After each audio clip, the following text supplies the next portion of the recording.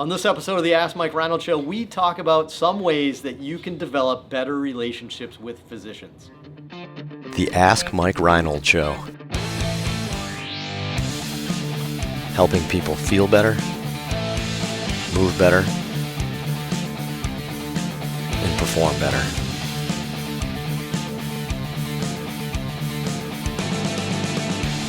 Before we get to the podcast, I wanted to make sure you knew about my free online course on the Introduction to Performance Therapy and Training. If you want to learn how to get started optimizing and enhancing performance, this is the course for you. Head to mikereinold.com/performance to sign up today.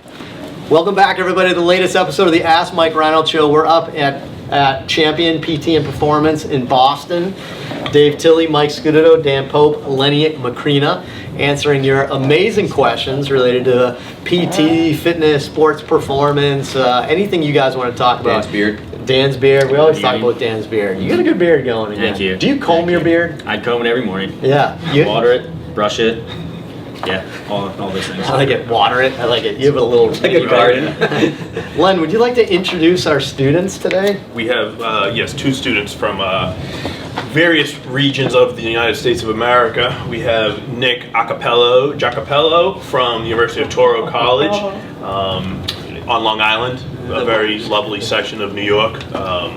Don't know much about Long Island, I've been there a few times, but whatever. And also we have Jason Waddles. His friends call him Swaddles. Do they? No, they don't. He's from the University. They do now. Yeah, he's from the University of Kentucky Wildcats. Who, by the way, Jared Lorenzen, huh? Yeah, that's a tough one. Tough one. Sorry to bring it down, but interesting story with Jared Lorenzen. If you don't know Jared Lorenzen, Google search it. He's an old quarterback from the University of Kentucky. A classic University of Kentucky quarterback. Could you look that up on Yahoo or Bing or just Google? I would use any search engine you feel the most comfortable with. It's all about your comfort levels at this point in our life. Anybody use Bing? Do it safely. I know, right? That's Jeeves. Smoke signals. Bing? That seems like a bad name. It was like they were trying to come up with like the next Google name. Bing, Bing. I use AOL. So but anyway, so yeah, you're right. You're definitely. Awesome. All right, what do we got for questions today? Who's up? I'll take it. Let's do this, Nick. All right, from Anonymous. What's up, y'all? I'm wondering if you could share a little bit about how you developed relationships with physicians early in your careers. I'm about to graduate and would love to hear any advice you guys could offer on how to establish yourself as a competent and reliable with referring physicians.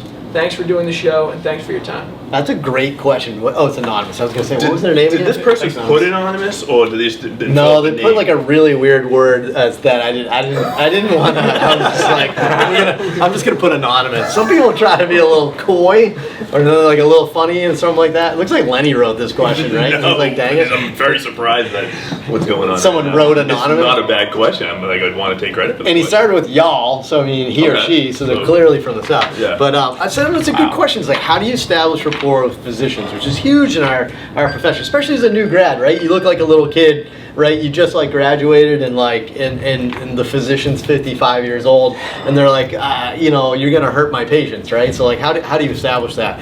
I mean, Lenny and I were pretty lucky, and in terms of your environment. Some environments you're thrown into the right setting.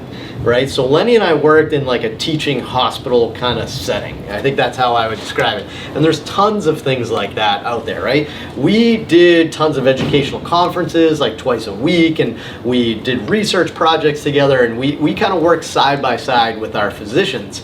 So if you come in humbly as that young kid looking to learn and, hey, I want to get involved in research, you know, and you chip away with that relationship in the teaching environment, I think you're in a great spot. Now, I've also worked in those environments, and it's funny, like the physicians have like educational conferences like Fridays at 7, right? And none of the PTs go. Right, I'd be like the only PT that's like sitting there in the room like listening, and none of them go. So they clearly don't care about their relationships. But that's a great way to develop your relationships with physicians if you're in that collaborative environment in a teaching hospital setting. Is get involved with their meetings and their educational things. I think that's the easy one. Dan, heck, you moved here from, you know, another state, right, and had to develop some relationships with physicians, right? Yeah. Tell me, like, what'd you do? How did that go? I used to, I don't know, I do a lot of it. I did a lot of this when I was back in Colorado because I came from New Jersey, then I went to Colorado, then Colorado That's to a good here. point, yeah. I probably did more of this when I was out in Colorado because at that point I was a new grad, and I tried to network as much as I possibly could with the local surgeons. Part of that was because I needed to make sure I was bringing people in because that reflected how much I got paid and whether or not I get promotions, which is not necessarily the greatest thing. But the other part was that I wanted to try to learn who the good doctors were so I could figure out the best people to send my patients. Things I did, I over-communicated. I probably communicated too much and also communicated back with the patients that I'd be able to get in touch with these physicians. With a lot of them, you probably can't. So I would always try to say, oh, get in touch with your physician, which sometimes you really can't. Like you'll try to email them, send them like calls, email the MA, sometimes won't get back to you, which is not a good thing. I was a big fan of trying to go with my patients to the doctor's visit. I like that. I think that's great. Shows initiative, shows that you kind of want to learn more. The other thing I used to do is I tried to shadow physicians as much as I could. The ones I heard were good and I had a communication with or had some recent patients with, I would just ask and go to when they're seeing patients in the office, bring them some coffee, try to do something nice that shows you really care, watch some surgeries before you go to the surgery, maybe do some research about the surgery so you have some good questions to ask to make sure that the doctor knows that you really care, I like that. There's so much that you can do to build good relationships with physicians, and once you get those relationships, just keep fostering by doing the same things. Yeah. If I had to summarize Dan's, I think Dan's response, I think it's be humble that you want to learn from this person.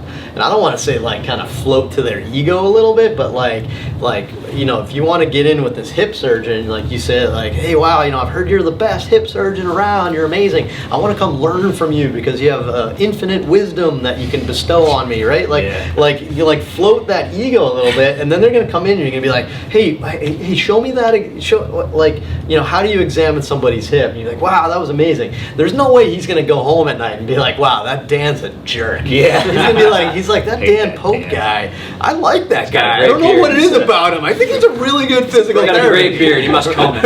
Right? You could be the worst physical therapist in the world, but you're definitely gonna leave that scenario and be like, I think that Dan Pope's a good guy. Yeah. He's a good guy. Like, I'm gonna send him more people. So I humbly feed into their ego of you want to learn from them. Yeah. I think is a good way of doing it. So I guess my advice was like join in on their learning, join in on their research, and become part of it. And then I like Dan's is just go learn from them.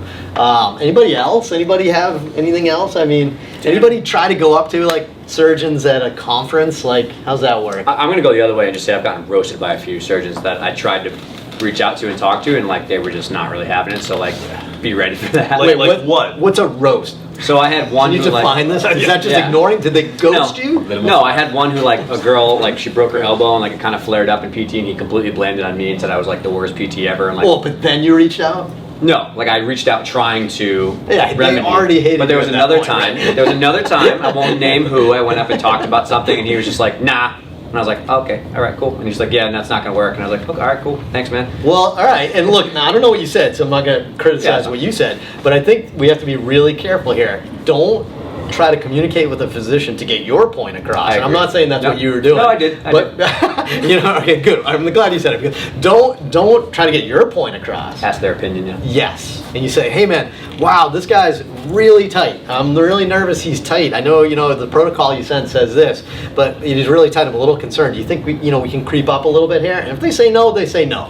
Right? But at least you reach out like in a humble way, like you're trying to help them achieve their goal. Remember, there's so much stuff you don't know from the surgical side that we always sometimes assume that like surgeons like, oh, I can't believe you did that and this and that, like it's too tight or whatever. But like there's a lot of stuff they know that we don't know about Yeah. surgeries and like crazy Yeah. stuff with the anchors and the sutures. So like if they're like, nah, we can't push it, be like, all right, well, deal it. Yeah, and if you get a complex patient, reach out to the office at least. Like maybe get the PA or like somebody that's like working with them like can respond, but just be like, hey, wow, Sally looks a lot tighter than I was expecting. And then the PA reaches back and they're like, oh yeah, it was a mess on the inside. We had to do ABC. That's awesome, right? Because now even the PA is just like, oh, all right, this guy Dave, he's putting a little extra effort into this person here. So overly communicate, but don't try to get your point across. Is try to learn from them and get their opinions. One thing I will say is that if you go above and beyond and you communicate with the physician, right, even if it doesn't change the plan of care whatsoever, what ends up happening is that you probably build better rapport with that patient. Patient goes back to like, you know what, Dan is doing a great job. I'm really happy with how things are going. And all of a sudden, you build trust that way, Yeah.